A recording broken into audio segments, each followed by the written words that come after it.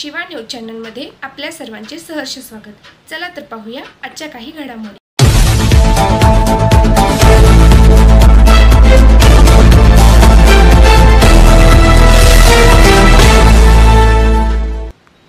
नमस्कार, शिवा न्यूज चॅनलमध्ये आपल्या सर्वांचे सहर्ष स्वागत। चला तर पाहूया आजच्या काही घडामोडी। निपाणीत रेशनच्या तांदळाचा साठा करणाऱ्या एकावर कारवाई।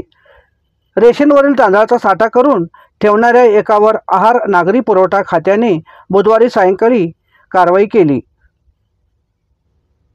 सोहेल आलम ढालाईत वय 30 राहणार गांधी चौक निपाणी असे कारवाई झालेल्याचे नाव असून त्यांच्याकडून 7 क्विंटल तांदूळ बसवेश्वर चौक पोलिसांनी जप्त केला।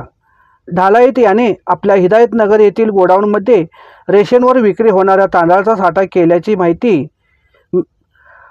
आहार विभागाकडे गेली होती।